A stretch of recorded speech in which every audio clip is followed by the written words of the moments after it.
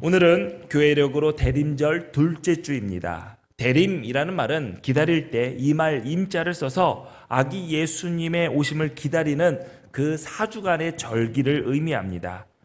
우리가 사용하는 달력은 새해가 1월부터 시작되지만 교회의 달력은 대림절부터 시작이 됩니다. 우리 교회 회기 역시 대림절을 즈음하여 12월부터 시작합니다.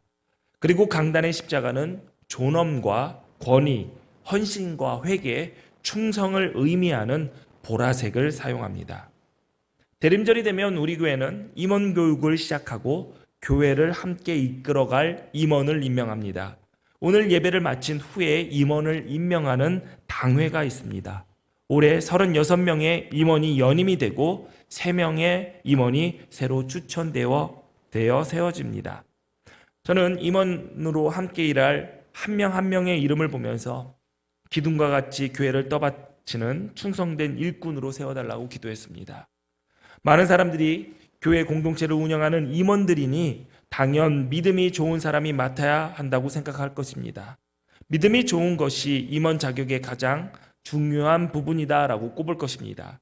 물론 믿음이 없는 사람이 교회 일을 맡아서는 안 되겠지요.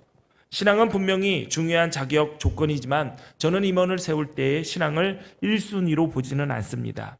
신앙이 중요하지 않아서 믿음이 필요 없어서가 아닙니다.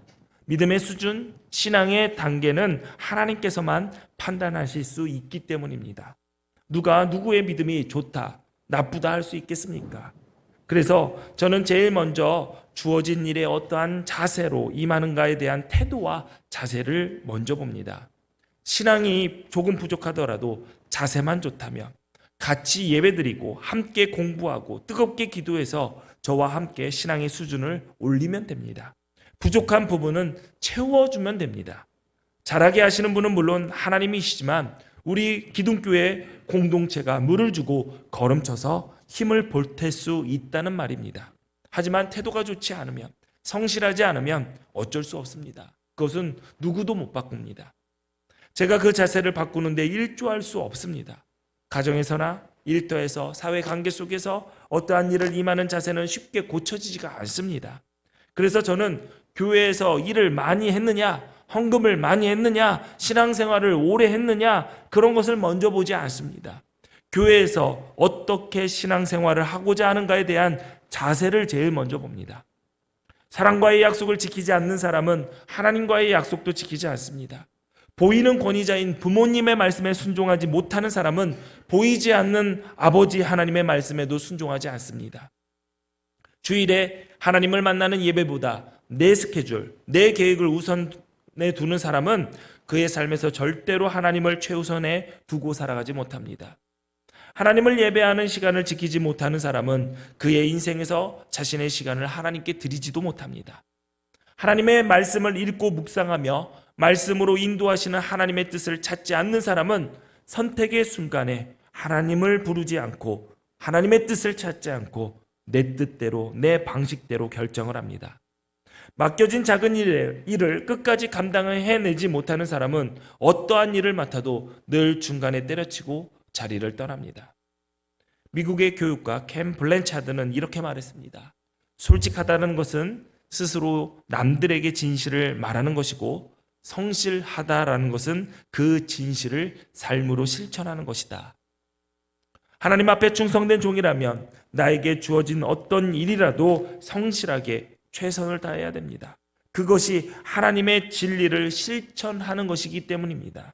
솔직하기만 하고 성실하지 못하거나 성실하기만 하고 솔직하지 못한다면 무슨 소용이 있겠습니까? 하나님은 세상의 일에 최선을 다하지 않는 사람에게는 하나님의 일도 맡기지 않습니다. 또한 내가 일 맡았다면 내가 하나님의 일꾼이라는 자기 정체성을 늘 기억해야 됩니다. 나는 나를 위해 일하는 것이 아니라 하나님을 위한 일꾼이다라는 사실을 잊어버리면 그 순간부터 그 일꾼은 하나님의 나라를 무너뜨리는 일꾼이 될 것입니다. 오늘 본문 내용은 바울이 예루살렘으로 가기 전에 에베소에서 멀지 않는 빌레도로 에베소 교회 장로를 불러 마지막 인사를 나누고 유언을 남긴 부분이라고 할 수 있습니다. 바울은 그들에게 자신과 장대들을 잘 살피라며 성령께서 너희들을 감독자로 세워서 하나님께서 자기 아들의 피로 사신 교회를 돌보게 하셨다라고 이야기했습니다. 에베소 교회는 바울이 세운 교회입니다. 바울이 3년 동안 그 교회를 돌보고 가르쳤습니다. 복음을 알려주었고 세례를 베풀었고 임원들, 장로들을 세웠습니다. 하지만 바울은 내가 여러분을 감독자로, 임원으로 세웠다라고 말하지 않았습니다. 바울은 성령님께서 그들을 에베소 교회의 감독자로, 관리자로, 돌보는 자로 삼으셨음을 분명히 이야기하고 있습니다. 바울이 밝힌 그 감독자의 역할은 하나님께서 당신의 아들의 피로 사신 교회를 보살피는 것입니다. 바울은 자신이 떠나가며 에베소 교회에 분명히 이단과 거짓 선지자들이 찾아와서 교인들을 미혹할 것이라고 알고 있었습니다. 바울이 에베소 교회의 목회자로 있고 그 교회를 지키고 있다면 얼마든지 그 이단과 거짓 선지자들을 물리칠 수 있었지만 자신이 떠나간 후에 그 역할은 장로들이 맡아야 된다라고 이야기하고 있습니다. 그래서 바울은 그들에게 먼저 여러분은 삼가라라고 명령했던 것입니다. 조심해라. 그러나 에베소 교회 장로들이 스스로 조심해야 하는 데는 외적인 공격보다 더 중요한 이유가 있었습니다. 본문 30절에 보니까 또한 여러분 중에서도 제자들을 끌어 자기를 따르게 하려고 어그러진 말을 하는 사람들이 일어날 줄을 내가 아노라라고 했습니다. 이단이나 거짓 선지자들처럼 에베소 교회 장로들 중에서도 교인들을 미혹하여 자기의 유익을 꾀하려고 어그러진 말을 하는 사람들이 일어난다라는 것이죠. 바울은 그거를 확신하고 있었습니다. 자기 유익을 위해서 하나님의 말씀을 의도적으로 왜곡하는 사람이 어쩌다가 한 사람 나오는 것이 아니라 그 교회를 지키고 관리하고 보살펴야 될 너희들 가운데서, 장로들 가운데서 여러 명이 그렇게 할 것이다 라고 단언하고 있습니다. 여러분, 믿음은 삶의 절대 기준인 하나님의 말씀 앞에서 날마다 나를 부인해 나가는 것입니다. 그러나 죄성을 지닌 우리는 하나님을 믿는다고 하면서도 나의 욕망을 위해, 나의 욕심을 위해 하나님의 말씀을 이용하거나 왜곡할 때가 너무나도 많습니다. 예수님을 나의 주님이다 라고 고백을 하고 입에서는 주님, 주님, 주여, 주여를 외치지만 단 한순간도 예수님을 나의 주님으로 모신 적이 없는 사람들이 그리스도인들 가운데서 너무 많습니다. 바울은 에베소 교회 장로들에게 지금 그 위험성을 지적하고 있는 것입니다. 그 일은 자기 자신은 물론이고 자기와 함께하는 자들도 망치는 일이자 예수님의 몸인 교회에 깊은 상처를 내는 것과 같습니다. 바울은 밖으로 이단과 거짓 선지자들로부터 교회를 지키고 보호하기 위해, 그리고 안으로는 자기 유익을 꾀하려고 교인들을 미혹하면서 하나님의 거룩하신 말씀을 왜곡하려고 하는 유혹에 빠지지 않게 하기 위해서 늘 스스로 삼갈 것을 장로들에게 명령한 것이죠. 그리고 그것을 어떻게 해야 하는지, 그것이 가능하려면 무엇을 어떻게 해야 하는지도 설명해 주었습니다. 31절 말씀입니다. 우리 같이 읽어볼까요? 그러므로 여러분이 일깨어 내가 3년이나 밤낮 쉬지 않고 눈물로 각 사람을 훈계하던 것을 기억하라. 아멘. 바울은 에베소 교회에 머무는 3년 동안 에베소 교회 교인들에게 복음을 전했을 뿐만 아니라 복음을 영접한 그리스도인들을 위해서 밤이나 낮이나 쉬지 않고 눈물로 기도하며 하나님의 말씀으로 그들을 권면했습니다. 바울은 에베소 교회 장로들도 깨어 있어서 교인들을 위해 자기처럼 살아줄 것을 당부한 것입니다. 또한 하나님의 말씀 위에 일하라고 권면했습니다. 32절을 보니까 지금 내가 여러분을 주와 그 은혜의 말씀에 부탁하노니 그 말씀이 여러분을 능히 든든히 세우사 거룩하게 하심을 입은 모든 자 가운데 기업이 있게 하시리라 라고 했습니다. 바울은 에베소 교회 임원들, 그 장로들을 다른 힘센 사람들한테 부탁한 것이 아니라 주님과 말씀에 부탁을 했습니다. 그 말씀이 너희들을 든든하게 세울 것이다 라고 이야기한 것이죠. 하나님의 말씀에 자신을 온전히 의탁하는 사람만 말씀으로 세움을 입어 다른 사람을 말씀으로 권면할 수 있고 또 영원한 하나님 나라의 기업을 이어받을 수 있기 때문입니다. 교회에서 임원을 받고 임원으로 세워지고 직분을 받은 자들은 오늘 이 본문 말씀을 기억해야 됩니다. 교회에서 임원이라는 직분을 받을 때 부담스럽다고 피하는 분들도 종종 계십니다. 물론 감당해야 할 직분의 무게가 버겁게 느껴질 수도 있고 아직 자신은 부족하다라고 느껴서일 수도 있습니다. 그러나 여러분 기억하십시오. 직분은 자격이 갖추어졌을 때만 주어지는 것입니다. 교회에서 이미 집사처럼 일하고 있고 권사처럼 이미 공동체를 위해서 일하고 있을 때 따라오는 것이 직분이지, 직분을 줘놓고 너 이거 해 라고 하는 것은 아니라는 것이죠. 은 30냥에 예수님을 팔았던 가룟 유다가 자살로 생을 마감하고 사도들은 가룟 유다를 대신할 사도를 뽑으려고 했습니다. 그렇게 보선된 새로운 사도의 이름이 마띠아입니다. 여러분, 마띠아라는 이름 다른 12제자들보다 들어본 적이 없을 것입니다. 왜? 사도행전의 이름 보선될 때만 이름이 잠깐 등장합니다. 그때 베드로는 이렇게 얘기합니다. 보선될 사도의 자격을 이렇게 이야기합니다. 예수님께서 세례 요한에게 세례를 받으심으로 공생애를 시작하신 이래로 부활 승천하시기까지.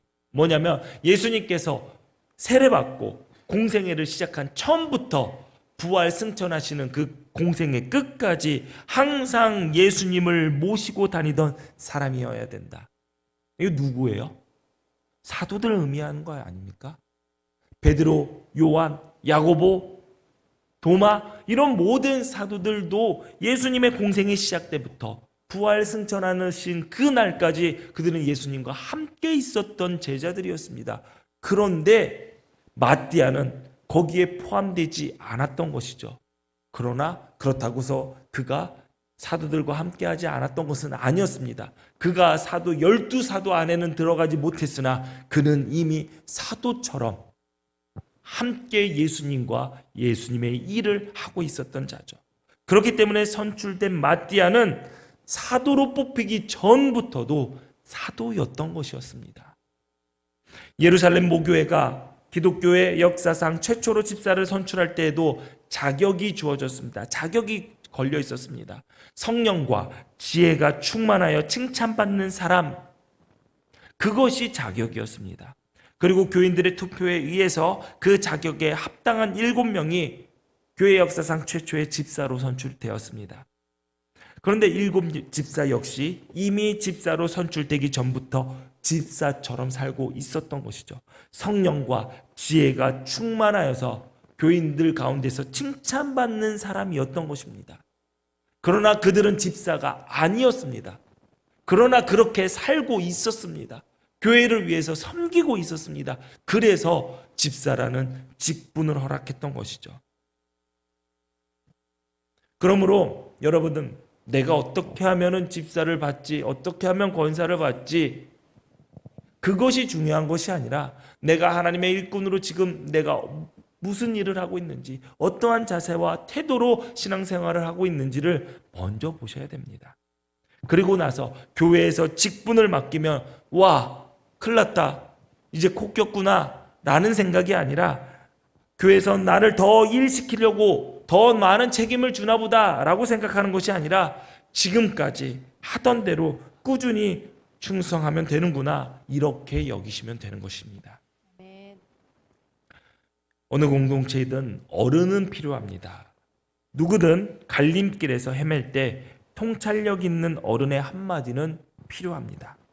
교회는 신앙생활에서 모범이 되는 경건한 어른, 하나님의 말씀을 삶으로 보여주는 그 어른이 필요합니다. 나이와 상관없이 교회의 임원들은 어른이 되어야 합니다. 30대 초반, 우리 교회에는 가장 어린 집사님들도 있습니다. 20대의 집사님도 있고요. 30대 초반의 집사님들이 있습니다. 이 집사님들은 누구의 어른이 될까요? 청소년들의 어른으로서 지금 청소년들을 가르치고 있는 교사들입니다. 나이와 상관없이 어른이 되어야 됩니다. 사도행전 13장에서부터 세 차례에 걸쳐 전도 여행을 나섰던 바울은 지중해 세계를 누비고 다니면서 각지의 교회를 세웠고 임원들을 세웠습니다. 그러나 사도행전의 어디에도 바울이 세운 임원들, 장로들의 자격은 명시되어 있지 않습니다.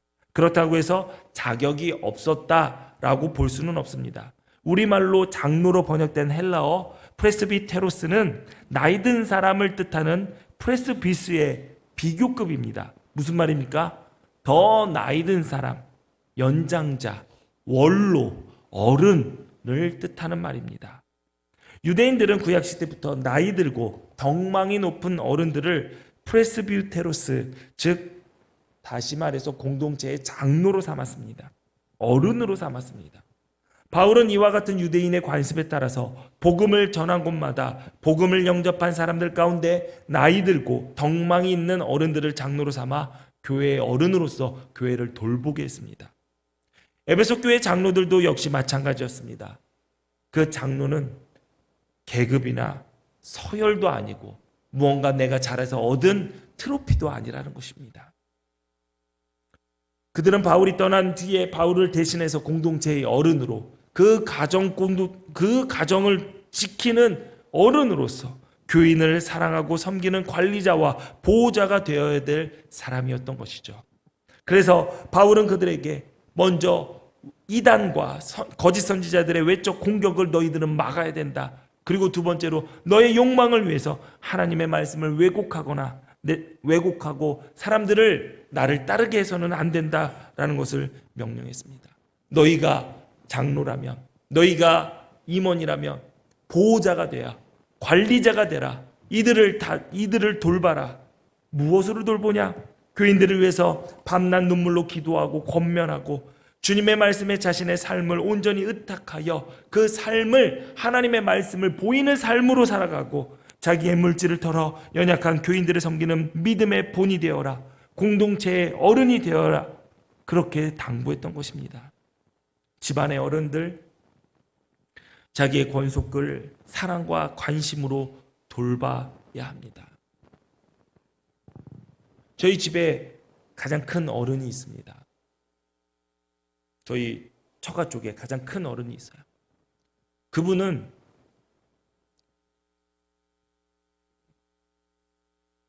자녀들의 생일을 다 챙겨요. 증송까지. 그래서 늘 생일 때마다 봉투에 기도의 문구를 쓰면서 축복의 말을 전해주면서 생일 축하한다. 증손자까지. 무슨 말입니까? 늘 그분은 그거를 잊지 않은 이유가 뭐냐면 늘 나의 자손들을 생각하면서 기도하고 돌본다라는 것입니다. 어른은 그런 거예요. 어른은 그런 겁니다. 특별히 나서지 않아도 나의 자녀들, 나의 권속들을 돌보며 사랑하며 그들을 위해 눈물로 헌신하고 기도하는 것입니다. 그게 어른입니다. 그게 교회의 임원입니다. 권속들이 어른들 앞에서 고개를 숙이고 어른들이 존경을 받는 것은 그 어른에게 받은 은혜와 사랑이 있기 때문입니다. 그런데 가끔 어른이 해야 할 일에는 관심 갖지 않고 아무것도 한 것이 없으면서도 어른이 받아야 할 존경을 탐하며 어른놀이 하고자 하는 사람들이 종종 있습니다. 야고보서 3장 1절에 보니까 내 형제들아 너희는 선생된 우리가 더 큰 심판을 받을 줄 알고 선생이 많이 되지 말라라고 했습니다. 야고보 사도도 교회 서신을 보낼 때 이 이야기를 했습니다. 선생 되려고 하지 말아라. 초대교회 많은 성도들이 선생이라는 명성을 갈망했기 때문입니다. 또한 유대 아이들도 랍비라는 선생님이라는 것이 선생이 되는 것을 최고의 명예로 비전, 꿈으로 여겼던 시대였습니다. 그만큼 선생이라는 자리가 영향력과 지위를 가지고 있었습니다. 당시 선생은 교회의 지도자였습니다. 그들은 새신자들에게 복음을 가르쳤고 성도들을 믿음으로 세워가는 역할을 했습니다. 그러나 그 자리를 세상적인 동기 때문에 차지하고자 하는 자들도 있었습니다. 그런 사람들은 교회 전체를 생각하고 교회의 질서를 세우기보다 자신의 명예와 명성만을 위한 수단으로 그 선생의 자리를 노렸습니다. 그래서 일부 선생들은 교회에서 파당을 형성하거나 가르치는 지위를 이용해서 다른 사람을 비난하고 자신을 따르는 자들을 만들고 교회를 갈라놓았습니다. 그러다 보니 그릇된 교리들을 가르치고 복음의 메시지보다 자신의 생각을 앞세우기 시작했고 교회는 그들 때문에 분열되기 시작했죠. 그래서 야고보는 선생이 되려는 사람들이 많아서는 안 된다라고 얘기했습니다. 선생이 더 큰 심판을 받게 될 것을 강조했던 것이죠. 이 말은 선생이 필요 없다, 선생 되지 말아라 라는 뜻이 아닙니다. 어느 조직이나 사회 다 이러한 리더들이 필요합니다. 교회도 마찬가지입니다. 중간 리더들이 없다면 교회의 질서가 어떻게 유지되겠습니까? 공동체는 혼란에 빠지고 무질서해질 겁니다. 다 자기 뜻만 내세우게 되겠죠. 선생된 사람, 지도자 된 사람, 리더들은 어떤 책임을 맡든지 그만큼 그 책임을 감당하고 짊어져야 된다는 것입니다. 선생이나 리더가 되는 것, 그만큼 많은 사람들에게 영향을 주는 위치이기 때문에 스스로 경각심을 가져야 됩니다. 그 책임을 지기 위해 영적인 부담감, 십자가를 져야 됩니다. 교회에서 저를 비롯해서 장로님들, 권사님들, 간사님들, 각 부서장, 속장, 선교회장님들 잘 들으세요. 지금 맡고 있는 직분이나 직책이 하나님의 영광을 위한 것이 아니라 나의 만족을 위한 거고 나의 취미이고 나의 하나의 트로피고 나의 장신구다라고 생각을 한다면 빨리 그만둬야 됩니다. 장로는 장신구가 아닙니다. 권사라는 호칭도 내 트로피가 아닙니다. 교회에 나갈 때 집사라고 불리지 않으면은 신앙생활 얼마 안 한 것처럼 무시받을 것 같으니까 집사라고 불림 받아야지라고 생각한다면 잘못 생각하고 있는 것입니다. 교회는 절대로 이기적이고 세상적인 동기가 있는 사람들이 움직이면 안 되는 곳이기 때문이죠. 하나님은 그런 이들을 가만히 두지 않으십니다. 그런 이들에게 진노하셨고 그들을 공동체에서 늘 징계하셨고 그들을 뽑아내셨습니다. 그러므로 여러분들 나를 돌아보시고 나를 상갈 줄 알아야 됩니다. 여러분 기억하십시오. 집사와 권사, 장로, 그 임원의 호칭은 결코 계급이나 서열이 아닙니다. 집사 위에 권사 있고 권사 위에 장로 있고 장로 위에 목사 있고 그렇지 않습니다. 서열이 아닙니다. 맡겨진 일의 가치와 맡겨진 일의 종류를 의미할 뿐입니다. 과거의 봉사에 대한 보상이거나 명예의 꽃다발도 아닙니다. 옛날에 잘했기 때문에 장로 준다. 옛날에 잘 해왔기 때문에 권사 준다.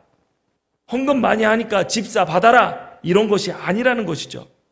지금 현재 교회를 위해 봉사하는 것보다 앞으로 더더욱 교인과 교회를 사랑하고 섬겨달라고 멍에를 씌우는 것입니다. 그러므로 현재 기둥교회 임원이시고 앞으로 이 교회의 임원이 되실 분들은 오늘 바울의 유언을 마음에 새기시기 바랍니다. 자신과 교회와 교인들을 위하여 비성경적인 외적 공격과 말씀을 왜곡하려는 그 내적 유혹으로부터 스스로 조심하십시오.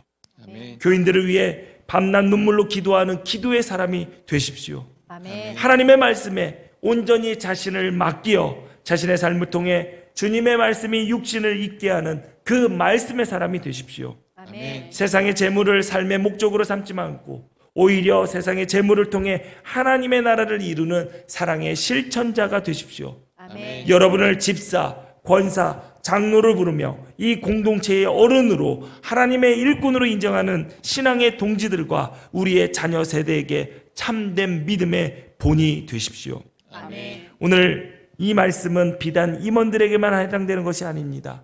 개신교회의 핵심 교리 중 하나가 모든 그리스도인은 하나님 앞에 동등된 제사장이라는 만민 제사장 교리입니다. 비록 내가 아직 이 교회의 임원으로 세워지지 않았다 할지라도 임원들과 동등한 하나님의 일꾼으로 이미 세워졌다는 사실을 기억하십시오. 아멘. 믿음의 삶은 선을 넘지 않고 삼갈 것을 삼가는 것으로부터 시작됩니다. 바울처럼 말에나 일에나 다 주 예수 이름으로 하며 모든 일을 주께 하듯 하고 스스로 삼가며 나 자신 앞에서, 가족들 앞에서, 교인들 앞에서, 동료들 앞에서, 세상 사람들 앞에서 믿음의 본이 되는 하나님의 일꾼으로 살아가십시오. 아멘. 추수할 곡식 많은 때에 추수할 일꾼은 늘 부족합니다. 하나님께서 오늘도 신실한 일꾼을 부르십니다. 그 부름에 아멘을 하고 달려가십시오. 아멘. 주님께서 우리의 삶을 들어 우리의 가정과 일터를, 우리의 교회를, 우리의 나라를 반드시 새롭게 하실 것입니다. 아멘. 그 복된 주인공들 하나님의 일꾼으로 서시기를 주님의 이름으로 축원합니다. 아멘. 축원합니다. 아멘. 기도하시겠습니다. 하나님, 우리 모두 주님을 본받아 우리 자신을 위해, 우리와 함께하는 지체들을 위해 그리스도인으로 마땅히 주의할 것을 주의하며 살아가는 성도로 서게 하옵소서. 어떠한 경우에도 나의 유익을 위해 주님의 말씀을 왜곡하는 어리석음을 범치 않도록 날마다 나 자신을 주님의 말씀에 온전히 의탁하게 하옵소서. 하나님께서 허락하신 시간을 내 것으로 착각하지 않게 하시고 주신 물질이 삶의 목적이 되지 않게 하시고 헛된 명예와 영광을 찾아 헤매는 어리석음을 벗어버리고 오늘도 주께서 찾으시는 하나님의 일꾼으로 서게 하옵소서. 예수님 이름으로 기도하옵나이다. 아멘.